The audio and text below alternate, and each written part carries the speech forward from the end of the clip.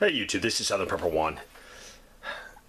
I want you to start thinking through what you use every day and prepare accordingly. If there is no grocery store, no Walmart, no hardware store, no Lowe's, wherever, there's nothing. And this could be caused by a few things. We have the threats of no fuel or limited fuel and diesel on the East Coast. If that happened, trucking shuts down, or trucking is even 50% limited, things would not be in the grocery store, things wouldn't be at Lowe's, things would not be there for you. And that would be definitely a problem, and things could go up in price. Very limited stuff, they can ask more for those items. So it would definitely create hardship. You also have the problem with China not shipping stuff, or the situation in Ukraine and Russia could expand and China might not be shipping anything. And that's not even including if we go hot with Russia, go hot with China. This would create a catastrophic problem. And I'll be honest with you, the viewpoint of Americans is always, for most of us, is to do what's best for America. It's our perspective. But there's a whole group of people that is leading this country, be it politicians, be it people behind the scenes, be it billionaires. Their perspective is not of America first. It is a perspective of their world agenda, and they're pushing it.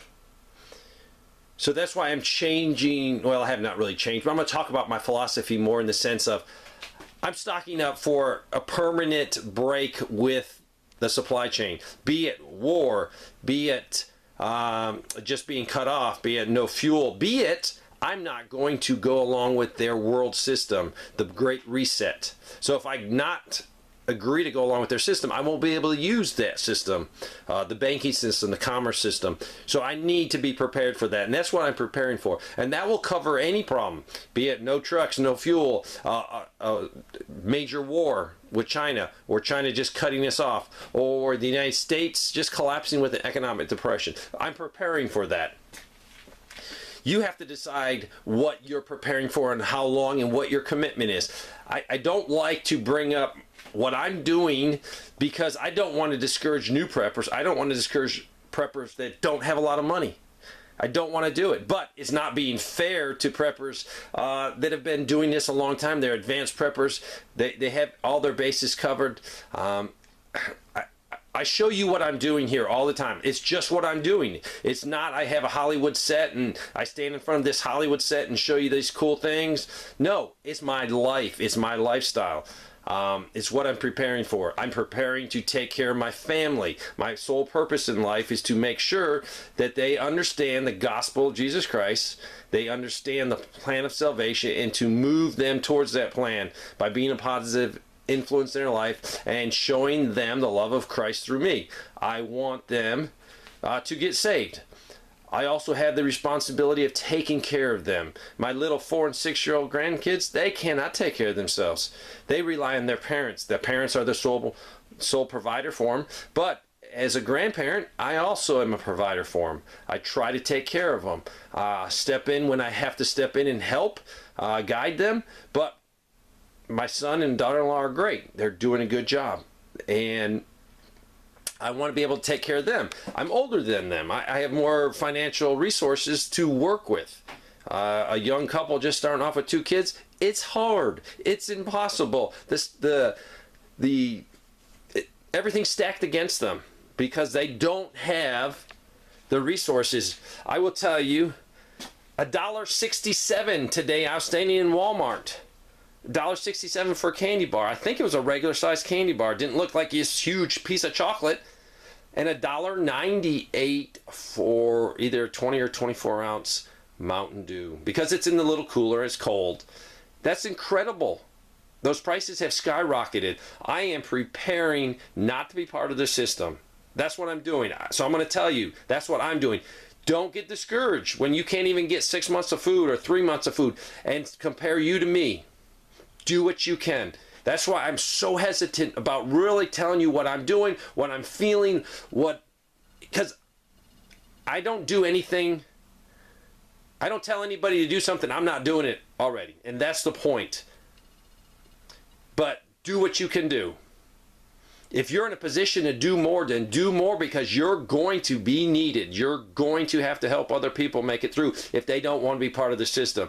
Or there is no system because of war, because of depression, a collapse of the dollar, whatever the reason. So you need to start looking, if you can, at other things in your life. Now, if you live in the city, you're not going to be buying things that I'm buying. I'm buying things to fix things. I'm buying all kinds of cool things.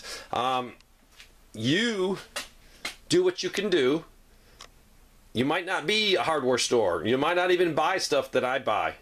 But I'm trying to put stuff back. I went to the flea market. Flea market's an awesome place. These are all brand new, except this one I think had some out of it.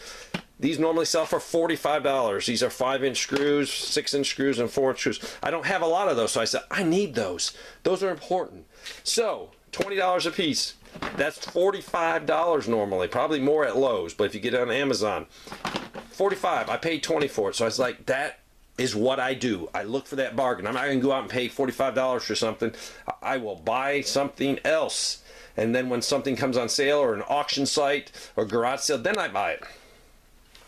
Pants. You can never have enough pants. For my size, I'm going to tell you, 34, 32, man, they're always out at Walmart or any store. That must be a common size, 34, 32, because it's never in. So I'm buying pants. I can't make a pair of pants. My wife is a great seamstress. She can sew, but the amount of time and material and effort to make a pants when I can spend 19 something at Walmart, I'm going to buy pants. I'm going to stack pants back. This is multi-year for me. I won't be part of the system. So I'm looking at that. You need to look at that too. If you feel led to do that, then do it. Things I can't make. Little things for repairing things. If you don't want to be part of the system, you got to prepare for it now, or you'll suffer, or someone else is going to have to help you, which is fine. This is what I picked up in the last couple days. Not counting food and some other things. That's my wife's apartment. And you know what? I told my wife to really start stocking. And she did. She is really stocking, doing a great job of getting what we need, putting it back. So I'm happy. I have a wife that supports the plan 100%. Now, does she talk doom and gloom and everything? No. She takes care of the house. She takes care of the family. She takes care of those little guys. That's her job.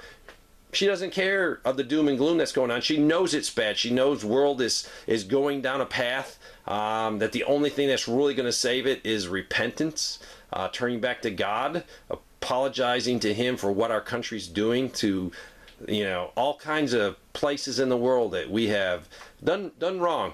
So, I am preparing for a total not being part of the system. That's what I'm doing. You do whatever you feel you are being led to do. Do your best. Putting strawberries back for the freezer. I want to talk about, these are from a local guy. So local. I mean, I could get over there to his farm in no time. Local. Develop relationships with farmers or small scale, producers of something. Become their friend. Spend your money at their establishments, because when the crap hits the fan, when you walk up to them, they're going to say, oh yeah, he has supported me for the last couple years. He buys my products. He encourages me as a farmer. That's what you want. So these were 2 for $30, 17 a piece, and they're awesome. So these are going right in the house as soon as this video's done. Me and my wife, I'll just say my wife, I'll assist. She'll cut these things up and they'll put them in a quart-sized bag, and these things will be ready for this fall and winter when there is no strawberries. So I'm looking forward to it. I don't want to discourage ones that are barely making it, but I want to encourage those that have those Federal Reserve notes sitting around, not doing anything. Put them into something tangible. Put them in something you can use. Store your stuff properly. You don't want to not be a wise steward of what is given to you. So that's going to take work. This is work. I'm going to have to go through here and label all these things. Some of the things I'm going to start putting prices on them, so I know what the price changes when I put a new one in there. It's work. figure out. Mine is, I love file cabinets. I have so many file cabinets because I'm addicted to it. I need to go to counseling. So buy, but store it properly. Be a wise use of those things that you're given. Take care of them. So I rambled a lot. Get serious. Get serious. Do your best. If you can only do bare 1 month's supply of food and water and other things for your family, do that. And hopefully there's Americans, millions of us out there that can do extra so we can get through this together. Thanks for watching.